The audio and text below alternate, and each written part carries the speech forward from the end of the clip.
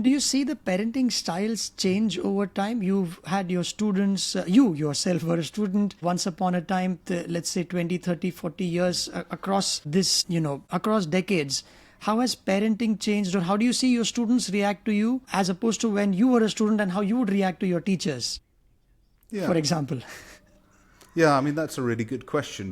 Certainly when I was at school and university, we were very respectful to our seniors. We would never question them. We would never kind of stand up for ourselves in a way that the current generation of students certainly would not tolerate nowadays. And I think that that's very much a function of changes in parenting style, which is undoubtedly, in some respects, a very good thing. The younger generations, or at least, for example, if I look at the medical students that I teach, have much greater self-esteem than we used to have, and are much more likely to stand up for themselves in a way that we never did.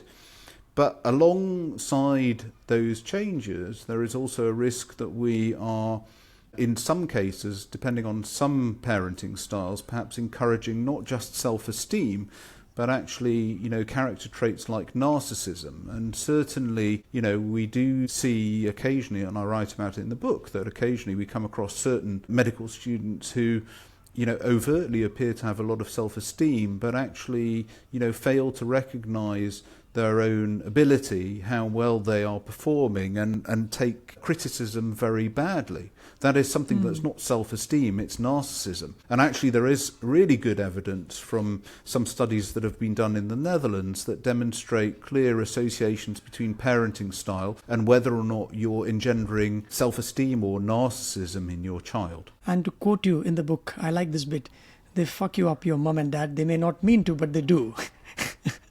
Well, figuratively. That's a quote in itself, because it comes from a very famous poem by a poet called Philip Larkin. So that I'm quoting somebody else there.